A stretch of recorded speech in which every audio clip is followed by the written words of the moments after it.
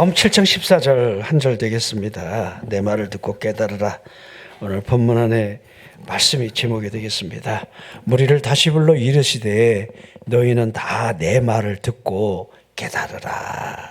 아멘. 자, 무리를 다시 불렀다 하고 있습니다.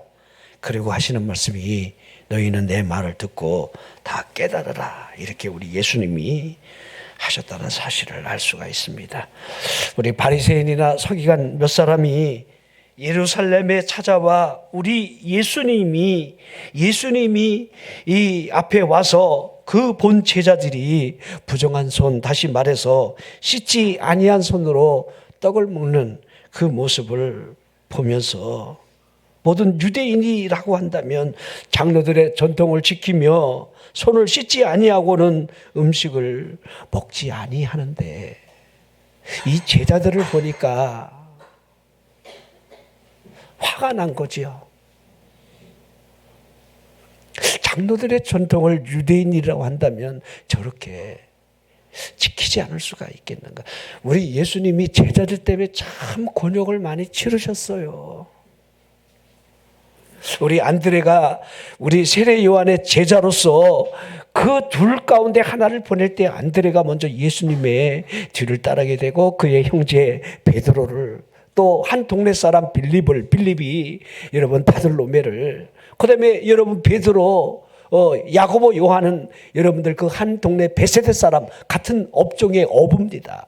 우리 예수님을 따르는 무리들을 보면요 전부가 훌륭하신 분들이에요.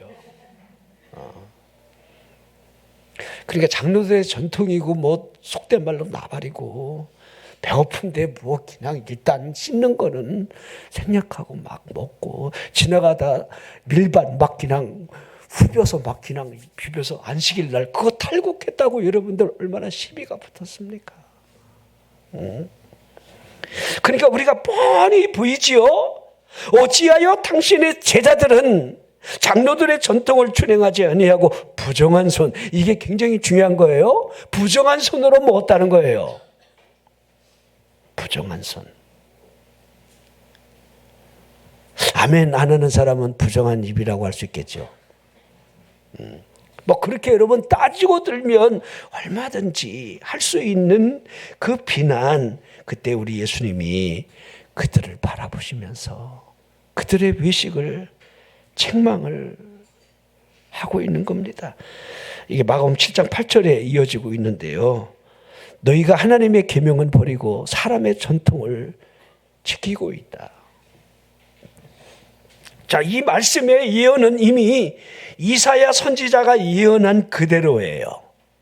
입술로는 하나님을 공경하면서 그 마음은 멀어져 있으며 사람의 계명으로 교훈을 삼고 가르치기는 잘하지만은 그 모든 것들이 나를 헛되이 경배하는 것이라. 이게 이사야 29장 13절의 말씀이 여러분 이미 되어 있는 거지요. 모세가 받은 계명이 뭡니까? 내 부모를 공경하라. 아버지나 어머니를 모욕하는 자는 죽임을 당하리라. 분명하게 이렇게 여러분들 계명으로 되어 있건만 그들은 고르반, 장로들의 전통과 유전으로 포장된 고르반이라고 하는 이 전통을 앞세워 하나님의 말씀을 폐하면서 이와 같은 수 없는 악행을 저질렀음을 우리 주님이 책망을 하신 거예요. 그리고 본문의 말씀을 이어서 하고 있는 겁니다. 그 무리를 다시 불러 세운 거예요. 이리 와봐. 아멘 좀 해봐. 이런 거죠. 그리고 내 말을 듣고 다 깨달으라. 아멘. 자, 깨달으라. 오늘 깨닫기를 바랍니다. 우리 예수님이 우리를 향하여 너희도 다 깨달으라. 깨닫기를 원한다. 이 말씀의 핵심이 무엇이든지 깨달으라 그러시면서 하셨던 말씀이 무엇이든지 밖에서 들어가는 사람에게로 들어가는 것이 사람을 더럽게 하는 것이 아니라 사람 안에서 나오는 것이 사람을 더럽게 한다. 여러분은 이해가 되실 겁니다. 이건 이미 해석되어지고 그렇기 때문에 우리는 아멘하고 그래 맞아 그렇지 할 수 있겠지만 무리를 떠나 집으로 들어가셨을 때 제자들이 그 비유의 의미를 깨닫지를 못해서 주님 아까 하셨던 그 말씀의 의미가 어떤 의미가 있습니까? 전혀 깨닫지를 못했다는 거예요. 그때 우리 예수님이 그들을 어찌하여 이렇게도 깨달음이 없느냐 하시며, 사람의 생리 기능 그대로 먹은 것이 마음속에 들어가는 것이 아니라 먹은 것은 뱃속에 들어갔다가 뒤로 나온다는 것, 이거 너희들도 모르는 바가 아닐진데, 사람에게서 나오는 그것이 사람을 더럽게 하는 그 이유로서 사람 마음속에 들어있는 악한 생각, 그러면서 곧 음란, 도둑질, 살인, 간음, 탐욕, 악독, 속임, 음탕, 질투, 비방, 교만, 우매함, 쭉 사람의 마음속에 이런 것들이 줄줄이 나오고 있다. 이거 마치 여러분들 땅속에 있는 벌들이 겨나오는 거 똑같아. 땅벌. 땅벌이 막 겨나오는 거 보셨어요?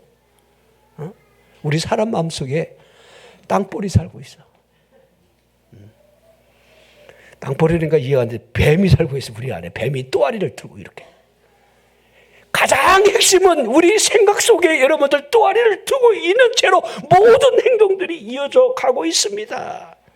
자, 그러기에 우리들이 얼마나 외식주의에 빠져 있는지, 얼마나 외형적으로 우리가 살아가는지 부인하지 못하는 그 모습들을 우리는 기억을 해내야 돼요. 하나님이 결코 사람을 대하실 때에 외모로 대하지 않는다는 사실을 여러분이 먼저 깊이 인식을 해야 돼요. 사무엘상 16장 7절을 볼까요? 여호와께서 사무엘에게 이르시되 그의 용모와 키를 보지 말라. 내가 이미 그를 버렸노라. 내가 이미 그를 버렸노라. 자, 우리 엘리압이, 이사야의 8번째 중에 장자가 되는 엘리압이 하나님의 선지자 앞에 나섰을 때, 기름을 부려할 때 하나님이 아니다 그러죠. 아니다. 내가 이미 그를 버렸다. 근데 사무엘은요, 왕될 인물이 이 집의 장자로구나, 이렇게 판단을 했던 거예요. 하나님이 아니라는 거예요. 내가 이미 그를 버렸다는 거예요. 하나님은 사람의 중심을 본다는 거예요.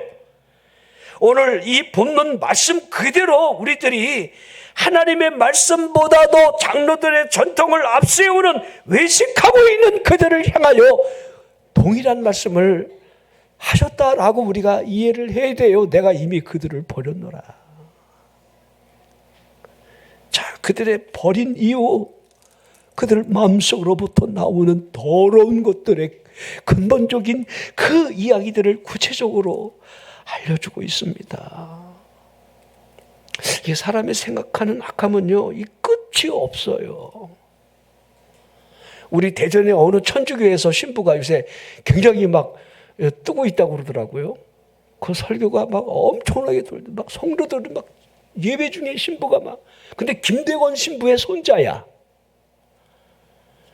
계시록에 나오는 여러분 음녀나 그 용에 대한 그 비유를 하면서 그게 용산의 윤석열이라고, 그 밑에 뱀의 역할을 하는 것들이 김영현 장관이라고, 한마디로 표현하면 그들이 지랄 발광하고 있다. 지랄 발광이라고 이 단어를 썼더라고요. 제가 너무 놀랐어요. 어떻게 성경을 봐도 저렇게 성경을 읽고, 신부들의 머릿속에 뭐가 들어있을까? 신부들 머릿속에 하나님의 말씀이 들어있을까? 그거 하나, 요한계시록 하나 해석할 줄 몰라서 그걸 용산이라고 빗대고 있는, 저는 우매한 것들, 그들 마음속에 들어있는 이 악한 생각으로부터 무엇이 존재하고 있을까, 나오고 있을까, 이런 두려움이 굉장히 앞서고 있습니다. 창세기 6장 5절 보십시오. 여호와께서 사람의 죄악이 세상에 가득했다, 그의 마음으로 생각하는 모든 계획이 악할 뿌림을 하나님이 보시면서 여러분들이 아시는 대로 홍수가 터지는 것 아닙니까? 홍수 사건은요, 사람의 모든 생각이 악함으로 가득 차 있을 때, 지금 세상도 보십시오. 어떻게 여러분 남자가 남자끼리 여러분 살 생각을 합니까? 동성애. 남자가 얼마나 싫으면 여러분 여자끼리 살까? 난 그거 이해를 해.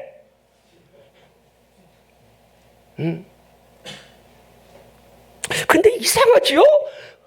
그년들도 꼭 둘 중에 하나는 남자 역할을 해.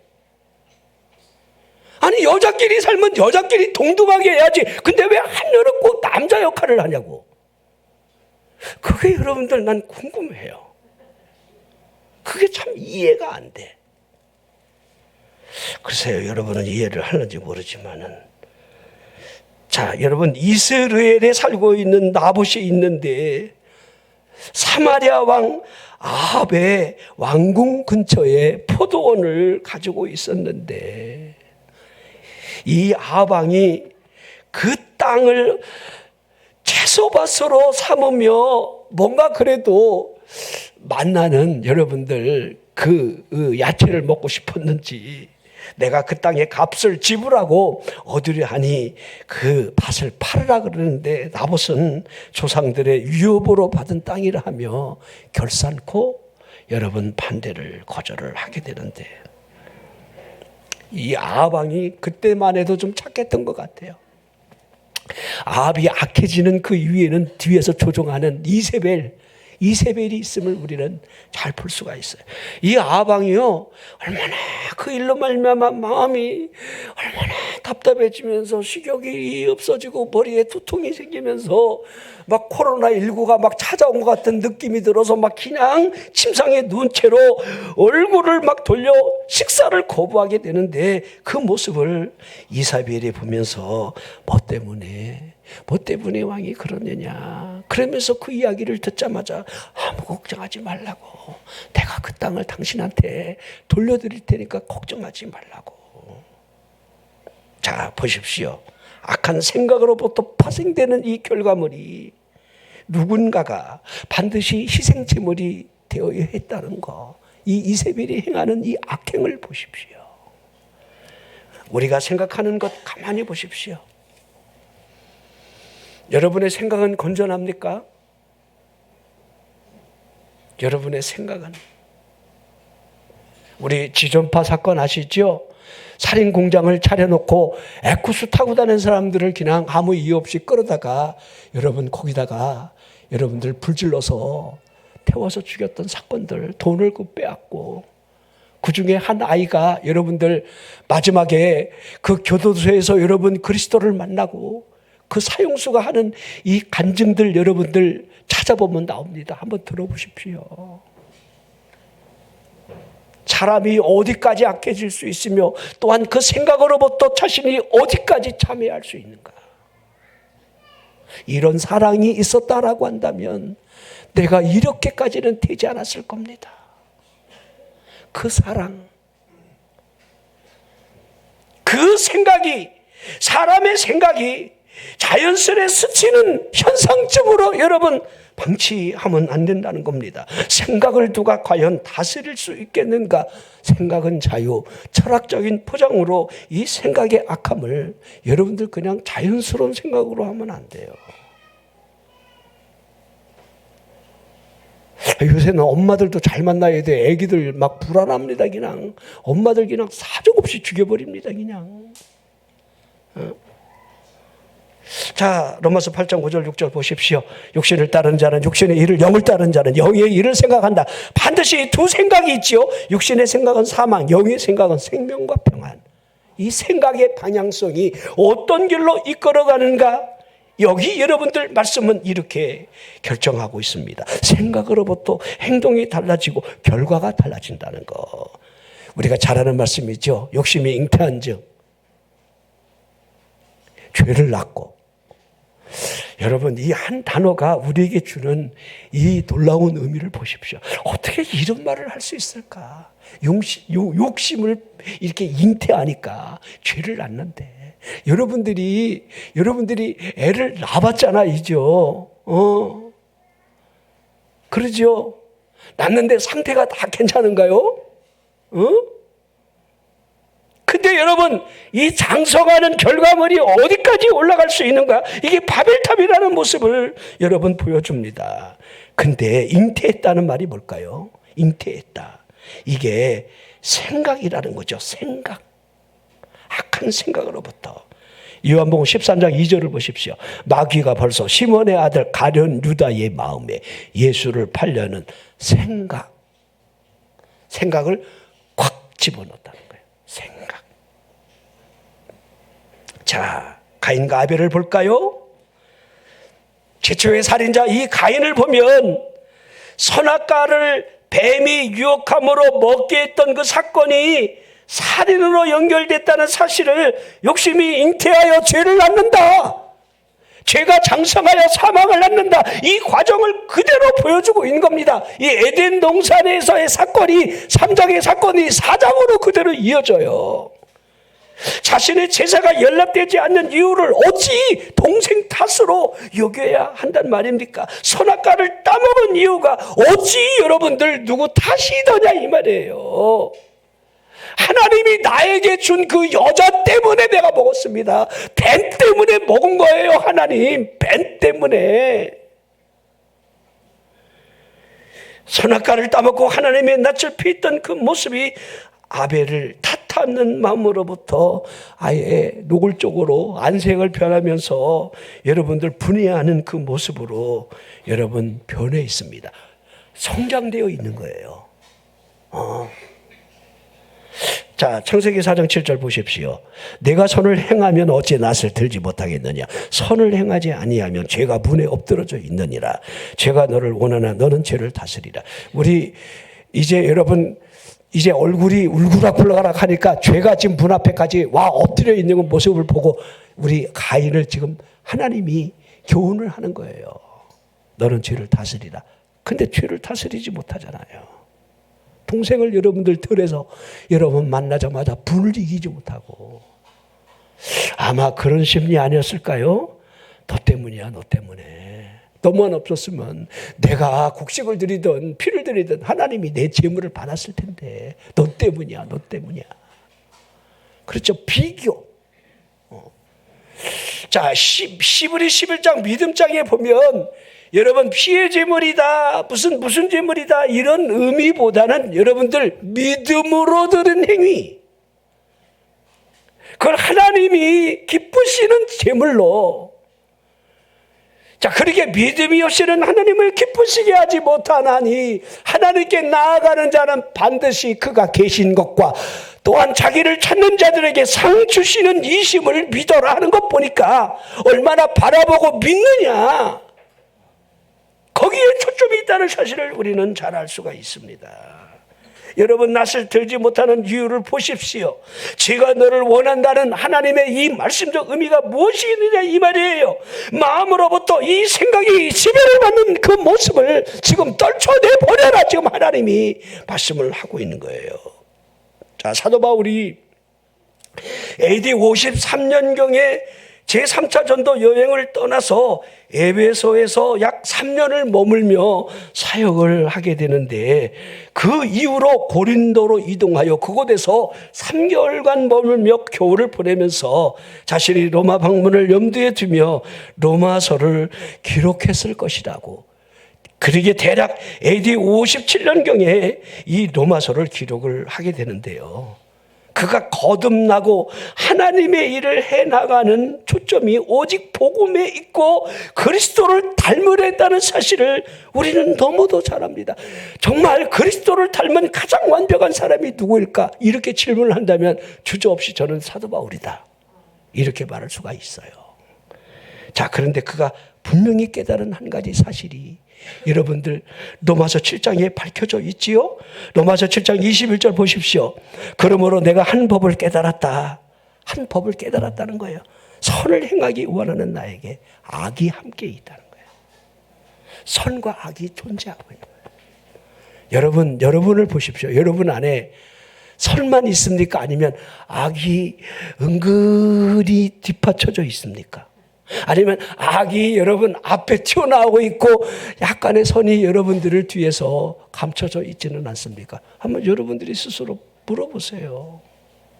그래도 우리 그리스도인들은요, 앞에 선이 먼저 나와 있어요. 그런데 나도 모르는 악이 계속해서 넘어뜨리려고 하고 있겠지요.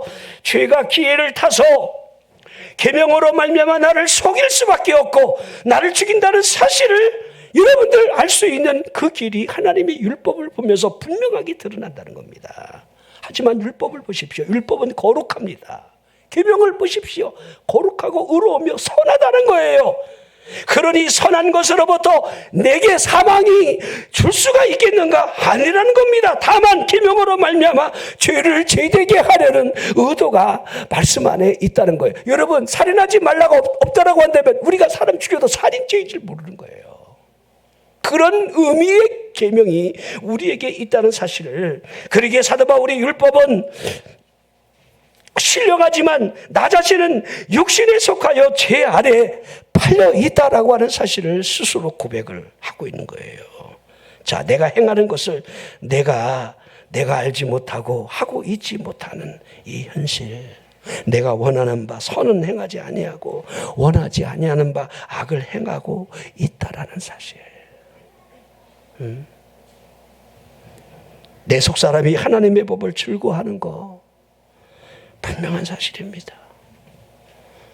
우리 아이들이 뭐 예배 드리는 거 힘들고 어려울 수도 있지만은 그래도 여기 예배당에 와 앉아 있는 거, 이거 여러분들 하나님의 그 은혜가 임하기 때문에 여러분이 그래도 오는 거예요.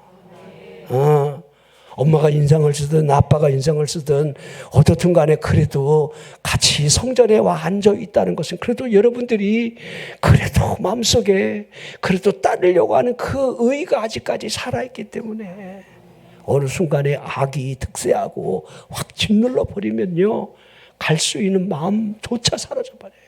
이게 가장 무서운 일이 된다는 거지요. 자, 그것이 내 마음의 법과 싸운다는 겁니다. 제법 안에 사로잡아버린다는 사실을 고백을 하고 있는 거지요. 그러게 이 사망의 몸에서 누가 나를 건져내겠는가 탄식을 하며 이 탄식으로부터 명확한 그 답이 로마서 7장 마지막 절 25절이에요. 우리 주 예수 그리스도로 말미암아 하나님께 감사하리로다. 따라서요, 그런즉 내 자신이 마음으로는 하나님의 법을, 육신으로는 죄의 법을 섬기노라. 아멘. 끝. 설교 끝났다는 게 아니고요. 이게 이 정리가 이렇게 끝났다는 거예요. 그러니 우리가 여러분 이 말씀 앞에 서보세요. 우리 똑같지요? 마음으로는 하나님의 법을 섬기고 육신으로는 죄의 법을 섬기고. 여러분, 이 사도 바울이 여러분 이와 같은 한 법에 대한 깊은 깨달음이 이 정확하게 아주 간단 명료하게 우리에게 주고 있는 거예요. 자, 예수님께서 사람의 외식에 대한 이 말씀을 통해서 사람들이 전하고 있는 장로들의 유전에 대한 행위, 그것이 뭐 이렇게 대수겠는가? 그것이 너희들을 어찌 정결케 할 수가 있겠는가? 손 씻는다고 깨끗해지면 100번 1000번 씻어야지. 그런데 손 씻지 아니하고 떡을 먹는다고, 먹을 걸 음식을 먹는다고 이제 장로들의 유전을 지키지 아니하고 더러운 것들이라고 비방하고 있는 저 바리새인 서기관들을 향해서 우리 예수님이 깨닫기를 원하셨던 거지요. 내 마음에 진짜 있는 그것, 그거 끄집어내라. 그게 더 더럽지 않겠느냐. 자, 누가복음 11장에 보면 우리 예수님께서 말 못하게 하는 귀신을 내쫓아내 주시고 말 못하는 사람이 말을 하게 됐을 때에 사람이 놀랍게 여기는 것은 분명한 사실이었지만 그 중에 더러의 사람들이 그가 귀신의 왕 바알세불을 힘입어 귀신을 내쫓아냈다, 이렇게 비방의 말을 했을 때에, 자, 또 더러는 예수님을 시험을 하면서 하늘로부터 오는 표적이 무엇입니까? 당신이 정말 메시아가 맞다라고 한다면 하늘의 표적을 더 보여주십시오. 더. 그때 그들의 생각을 하시니 그분이 스스로 분쟁하는 나라마다 황폐해지고 스스로 분쟁하는 집이 무너지지 않겠느냐 하시면서 너희가 하는 말이 내가 바알세불을 힘입어 귀신을 쫓아낸다 말을 하니 만일 사탄이 스스로 분쟁하면 사탄의 나라가 어찌 설 수 있겠느냐. 얼마나 합리적인 말씀의 이야기를 하고 있습니까? 바알세불, 쉽게 말하면 사탄의 왕이에요. 그걸 정확하게 원문을 풀이해보니까 똥더풀이, 뭐 이런 의미가 가장 더러운 곳에 최고봉 뭐 이런 의미예요. 발세불, 귀신의 왕. 그러니까 우리 예수님은 귀신을 쫓아내니까 귀신의 왕이 지금 귀신을 쫓아냈다는 거예요. 비방을. 근데 우리 예수님이 사탄도 자기 나라를 헐지는 않아. 그래, 좋다.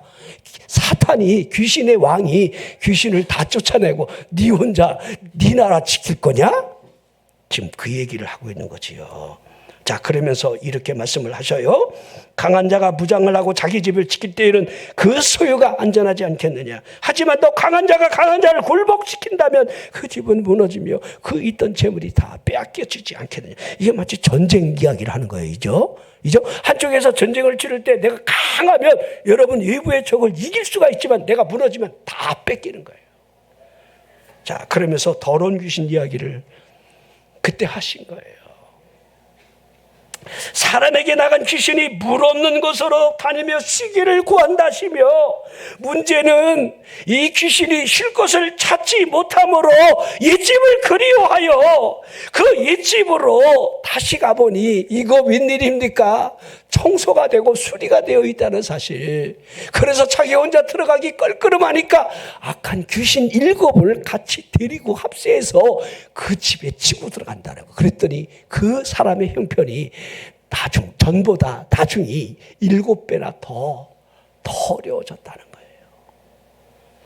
자, 이거 비유 같지만 비유 아닙니다. 자, 잘 보십시오. 예수님의 말씀하심 안에 하나님의 나라가 그 마음에 있다 할지라도 더 강한 자가 있다는 싸움을 우리에게 보여주고 있는 거죠. 자, 더러운 귀신이 사람에게 나갈 때에 무슨 일이 일어나는지는 여러분들 제가 자세하게 설명 안 해도, 여러분들이 예수를 믿으면요, 여러분들이 하나님의 말씀을 들으면 여러분 안에 있는 귀신이 아이고 안 되겠다고 잠시 나갈 수 있어요. 잠시 나가는데 나간 것으로 끝나는 게 아니라 다시 온다는 거예요. 이게 올 땐 그냥 오는 게 아니야.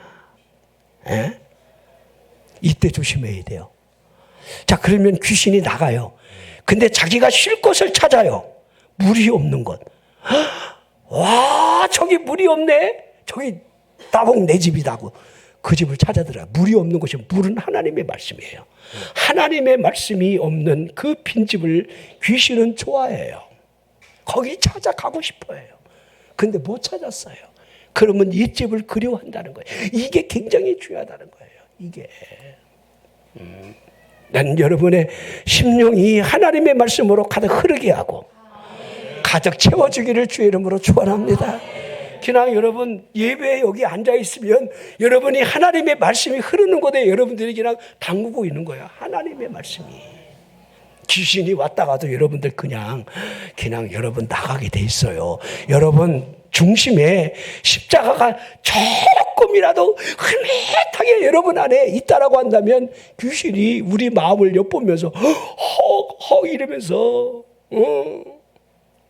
귀신이 올 때 그냥 오는 게 아니에요. 꼭 두드려봐요. 거기 누구 없어? 이래요. 아무런 대답이 없어요.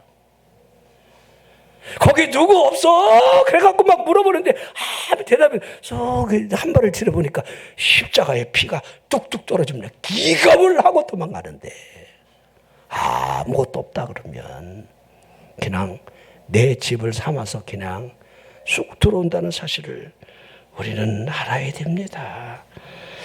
여러분, 사람 마음속에 두 가지 소욕이 있다는 사실 갈라디아 5장 17절에 말씀하고 있습니다. 육체의 소욕이 있지요? 성령의 소욕이 있지요? 서로 충돌하는 거예요.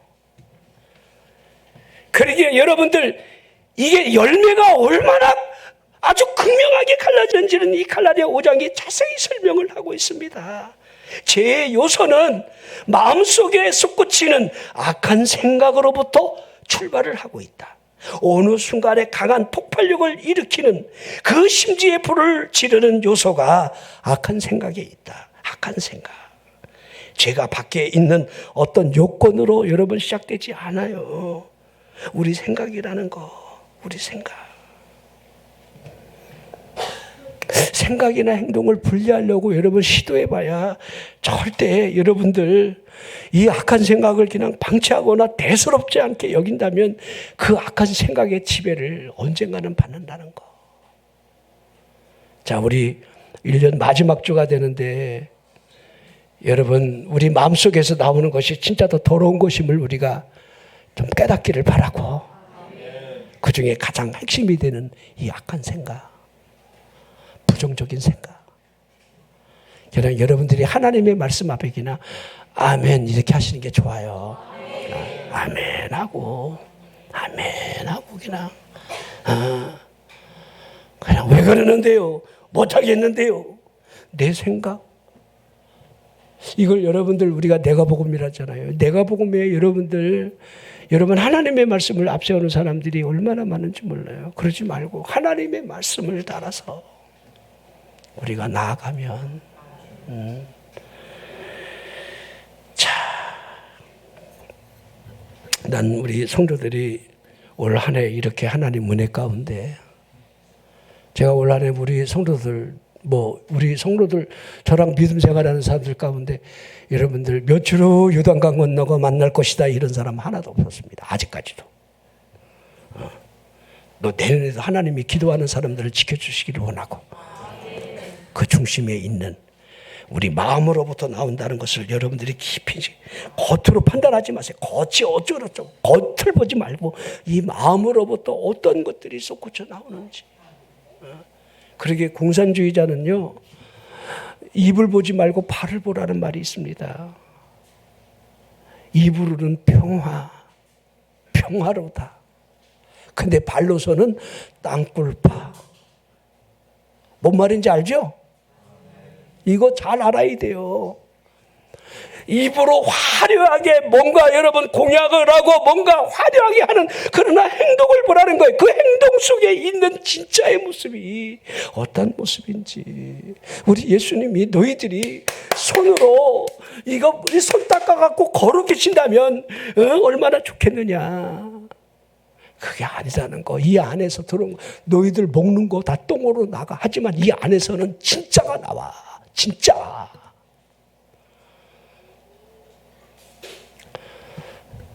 설교 끝났어요. 진짜가 나온다니까. 그러면서 뭐라 하신 거죠? 깨달으라. 깨닫기를 바랍니다. 깨닫기를 바랍니다. 기도하겠습니다.